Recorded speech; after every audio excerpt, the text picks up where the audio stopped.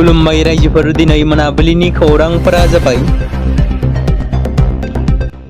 गिबि खौराङाव दङ दिनै कंग्रेस पार्टीनि गाहाय दैदेनगिरि राहुल गान्धीनि जोनोम सान बिथांनि जोनोम सानाव गोबां दैदेनगिरिफ्रा गाहाम हामलायथि बावहरदों बेबादिनो हादोरनि गाहाय मन्त्रि नरेन्द्र मोदी आरो गोबां गुबुन गुबुन रायजोनि कंग्रेसनि आफादगिरि आरो गोबां रायजोनि गिबि मन्त्रिफोरजों लोगोसे गुबुन गुबुन गागि दैदेनगिरिफ्रा कंग्रेस पार्टीनि गाहाय आरो सुबुं आफादनि एबा बेरेखा दोलोनि दैदेनगिरि राहुल गान्धीखौ बिथांनि 56थि जोनोम सानाव हामलायथि बावहरदों। बेबादिनो हादोरनि गाहाय मन्त्रि नरेन्द्र मोदीआबो राहुल गान्धी बिथांनि मोजां देहा आरो गोलाव जिउनि थाखाय आरज गाबहरदों। बिथाङा एबा गाहाय मन्त्रि नरेन्द्र मोदीआ गावनि ससियेल मिडिया एक्सआव पस्ट खालामनानै बेबादि बुंदों। इरान आरो आमेरिकानि गेजेराव गोजोन गोरोबथा जानायनि उनाव पाकिस्ताना भारतखौ हुमखि होदों। पाकिस्तान पिपल्स पार्टी थामहिनबा PPPनि गाहाय आरो बारग' फरेन मिनिस्टार बिलावल भुट्टो जरदारी बिथाङा सिन्धु दै गोरोबथानि सायाव भारतखौ गोख्रों रावजों सोंखारिदों आरो बिथाङा बुङो दि इस्लामाबादआ बेनि सायाव गोख्रों फिननाय होनो थाखाय साखाफारा। बिलावल भुट्टोआ पाकिस्तानी नेशनेल एसेम्बलिखौ थांखिनानै भारतखौ पाकिस्तानी दै दानस'नायनि खैसार खालामदों होननानै अजद होदों। पाकिस्ताना गावनि मोनथायनि थाखाय जुजिगोन आरो दैनि बोहैनायखौ होबथानो नाजानायखौ गोख्रों फिननाय होनाय जागोन होननानै बुंथिदों। मख'नो गोनांदि पहलगाम उदखारि गाग्लोबनायनि उनाव भारत हादोरा सिन्धु दै गोरोबथाखौ दोनथ'दोंमोन। बेनि उनावनो भारतआ हादोरनाङारि फरमाव रोखा खालामना होदोंमोन दि थै आरो दैया जयै बोहैनो हाया। 16 बोसोर बैसोनि गेरेमसा औवारिया थांनाय 16 साननिफ्राय गोमानानै दं। गसाइगाव महकुमानि कसुगाव थाना बेन्दोंनि इस्ट ताकामपुर हादानपारा गामिनि भद्र औवारि आरो अस्नि औवारिनि फिसाज्ला गेरेमसा औवारिया थांनाय 3 जुन खालारनिफ्रायनो गोमानानै दं। 16 सान बारलांनायनि उनावबो दिनैसिम जेबो खौरां मोननाय जायाखै। गेरेमसा औवारिनि आखायाव गेरेम मुंनि टाटु लिरनाय दं। सोरबाफोर बहाबाफोर नुसनबायोब्ला 9365292728 नङाब्ला 9957258936 मबाइल नाम्बाराव फोरमायहरनो खावलायदों नखरनि सुबुंफोरा। बेबायदिनो आरोबाव गहपुर हालामनि सिङाव थानाय लांदांपारा गामिनि कबिता रानी नार्जारिया थांनाय 18 जुन अक्ट'खालि गावनि आंगो बिमाया सिनाय मोनै सिलिगुरिनि सोरबा गुबुन हारिनि सेंग्राजों फन रायलायबाय थानायखौ रायदोंमोन। नाथाय हिन्जावसाया नखरनि रायनायखौ गोरोन्थि बुजिना हरनि 12 रिंगायाव लाइजाम गांसे लिरनानै नखरनिफ्राय खारलांनानै दं होनना मिथि मोनदों। बेनिखायनो सोरबाफोर बबेयावबा नुबाय बायोब्ला एबा नुदोंब्ला गहपुर सोनाब दख'रा एबसुनि आफादनि आफादगिरि एबा गाहाय नेहाथारिनि जानबुं नम्बर 9394954420 नङाब्ला 8761988601 जानबुं नम्बराव फोरमायहरनो खावलायदों। मोनसे दुखुनांथाव जाथाय कार्बि आंलंनि बकलिया घाटआव सासे लाइमोननि गोथै सह मोनदों। मिथिनो मोननाय बादिब्ला कार्बि आंलं जिल्लानि उत्तर पंलकपेटआव मागुरमारिनि पबित्र बर' मुंनि लाइमोननि गोथै सहखौ मोनो। हाटीमन्डीनि गंसे प्राइभेट फरायसालिनि फोरोंगिरिमोन। थांनाय 12 जुन खालारनिफ्राय गोमानानै दंमोन पबित्र बर'आ।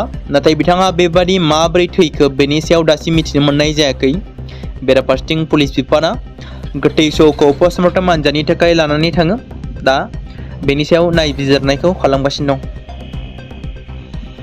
जों मिथिगौ आसामाव आयेन बेरेखायै दखल खालामनानै थाग्रा मुसलमान एबा माइनरिटि सुबुंफोरखौ आरोबाव एभेक्सन खालामगोन होननानै गिबि मन्थ्रिया खोथा होखानाय बादियै बावैसो सान सिगाङाव कामरुप जिल्ला आरो बेबादिनो दरं जिल्लायाव एभेक्सन खालामखांनायनि उनाव आरोबाव आसामाव एभेक्सन खालामनो थियारि जाबावदों होनना बे समाव मिथिनो मोननाय जादों।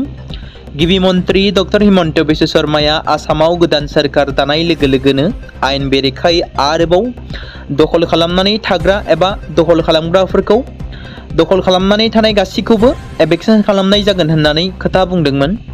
बे बिथिंखौ नोजोर बोनानै नायोब्ला फैबाय थानाय समफोराव BTC-आवबो एभेक्सन खालामगोन नामा? बेबाराव बर' एबा ट्राइबेलफोराबो बारग'नाय नङा नामा?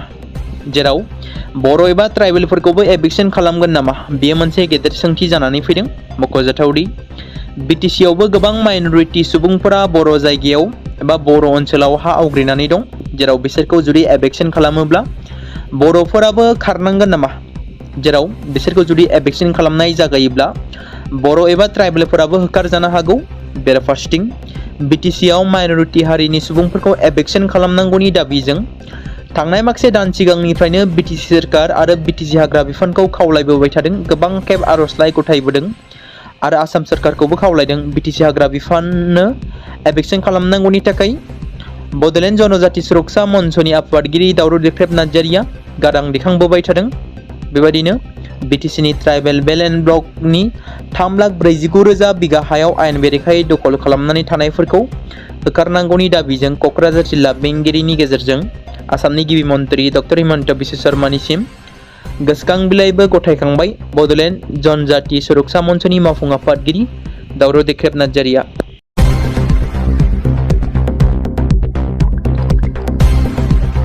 बे समाव मोनसे गोजोनथाव खौरां बाक्सा जिल्लानि बरमायाव थानाय रुरेल एकाडेमिया लानानै फैदों नोंथांमोननि थाखाय मोनसे गोजोनथाव खौरां।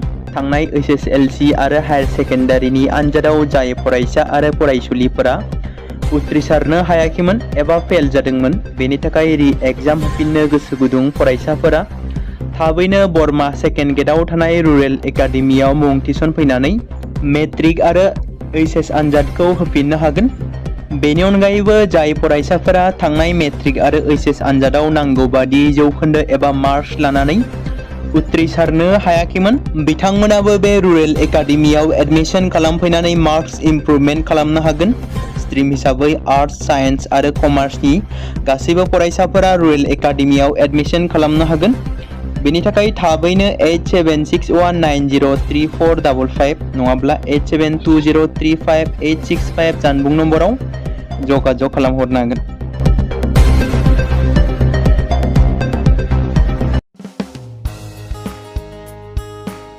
बे समाव मोनसे गोनां फोसावथाय बर' सावथुन नायनानै मोजां मोनग्रा गासै बर' रायजो राजाफोरनि गेजेराव लानानै फैदों मोनसे बर'नि OTT प्लेटफर्म गोनां, जाय प्लेटफर्मनि गेजेरजों नोंथांमोना बर'नि गोदान गोजाम सावथुनफोरखौ नुनो मोनगोन। थांनाय माखासे बोसोर सिगां बर'नि गेजेराव लानानै फैनाय निउबो एप बायदिनो फिन आरोबाव लानानै फैदों बर' रायजो राजाफोरनि थाखाय। बे बाथ्राखौ मख'नाया गोनांदि 2025 मायथाइनि जानुवारि दानाव ओंखारनाय आंगो स्ट्रिम मुंनि मोनसे OTT प्लेटफर्म गोनां निउबो एपनि गेजेरजों नोंथांमोना गोबांथार बर'नि सावथुनफोर जेरै ट्रेजेडि, रमान्टिक, एक्शन आरो कमेडिजों बुंफबनाय सावथुनफोरखौ नुनो मोनगोन। जेरै सनानि नखर, थांखि गैयै समाज, अनसुला आफा, हिर', बिमा बायदि बाजै, अर, थैसाम, वान्टेड, संदान आरो रं नाम्बार बायदि सावथुनफोरा मख'जाथाव। बेफोर सावथुनफोरखौ नायनो थाखाय नोंथांमोना गिबियावनो आंगो स्ट्रिम एपखौ गाव गावनि मबाइलाव थानाय प्ले स्ट'रनिफ्राय डाउनल'ड खालामनानै लोगोसे इनस्टल खालामनानै गावनि मबाइल नाम्बारजों लगइन खालामनानै लाग्रोनांगोन। बेनि उनाव नोंथांमोना गोबांथार नुनो मोनै सावथुनफोरखौ गुगोल पे, फन पे आरो पेटिएमजों रं नाम्बार सावथुनखौ नायनो थाखाय 60 रां आरो संदान सावथुनखौ नायनो थाखाय 80 रां, वान्टेड सावथुनखौ नायनो थाखाय 60 रां, थैसाम सावथुनखौ नायनो थाखाय 60 रां बेबायदिनो गोबांथार नुनो मोनै सावथुनफोरखौ नायनो थाखाय सुबिदा खालामनानै होदों आंगो स्ट्रिम प्लेटफर्मा। फिन नोंथांमोननि गेजेराव फोरमायबावनो लादों बर' सावथुन नायनानै मोजां मोनग्रा गासै बर' रायजो राजाफोरनि गेजेराव लानानै फैदों मोनसे बर'नि OTT प्लेटफर्म गोनां, जाय प्लेटफर्मनि गेजेरजों नोंथांमोना बर'नि नुनो मोनै सावथुनफोर जेराव गोदान गोजाम सावथुनफोरखौ नुनो मोनगोन। बे बाथ्राखौ मख'नाया गोनांदि 2025 मायथाइनि जानुवारि दानाव दिहुनजानाय आंगो स्ट्रिम मुंनि मोनसे OTT प्लेटफर्म गोनां एपनि गेजेरजों नोंथांमोना गोबांथार बर'नि ट्रेजेडि, रमान्टिक, एक्शन आरो कमेडिजों बुंफबनाय सावथुनफोरखौ नुनो मोनगोन। जेरै रं नाम्बार, संदान, वान्टेड, थैसाम, अर, बिमा बायदि बाजै, हिर', अनसुला आफा, थांखि गैयै समाज, सनानि नखर बायदि बायदि सावथुनफ्रा मख'जाथाव। बेफोर सावथुनफोरखौ नायनो थाखाय नोंथांमोना गिबियावनो आंगो स्ट्रिम एपखौ गाव गावनि मबाइलाव थाखानाय प्ले स्ट'रनिफ्राय इनस्टल खालामनानै गावनि मबाइल नाम्बारजों लगइन खालामखांनायनि उनाव नोंथांमोना गोबांथार नुनो मोनै सावथुनफोरखौ गुगोल पे, फन पे आरो पेटिएमजों रं नाम्बार सावथुनखौ नायनो थाखाय 60 रां, संदान सावथुनखौ नायनो थाखाय 80 रां, वान्टेड सावथुनखौ नायनो थाखाय 60 रां, थैसाम सावथुनखौ नायनो थाखाय 60 रां बेफोरबायदिनो अर सावथुनखौ नायनो थाखाय 60 रां पे खालामनांगोन। बेबायदिनो गोबांथार नुनो मोनै बर' सावथुनफोरखौ नायनो थाखाय सुबिदा खालामनानै होदों आंगो स्ट्रिम प्लेटफर्मा। बे समाव मोनसे गोजोनथाव खौरां बिटिसि हालामनि रायजो राजाफोरनि थाखाय मोनसे गोनां फोसावथाय। क'क्राझार जिल्लानि सिङाव थानाय बड'लेण्ड एकाडेमि सेनियर सेकेन्डारि स्कुला लानानै फैदों गोजोनथाव खौरां। बड'लेण्ड एकाडेमि सेनियर सेकेन्डारि स्कुला 2026 आरो 2027 सोलोंथाइ बोसोरनि थाखाय लानानै फैदों नार्सारिनिफ्राय लानानै थाखो 9 सिम फरायसा आरो फरायसुलिफोरनि गुन गोनां सोलोंथाइनि थाखाय खम बेसेनावनो गोदानै मुं थिसननायनि खाबुखौ होगासिनो दं।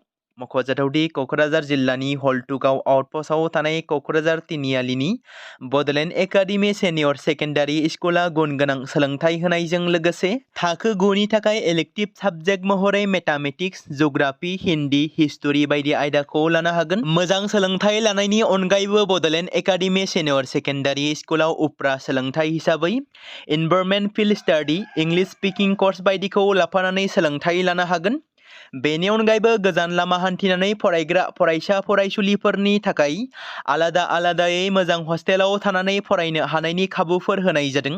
बेनि थाखाय नोंथांमोना आबुङै मिथिबावनो थाखाय एबा थोंजोङै फोनांजाब खालामहर 9101 488 399 जानबुं नम्बराव।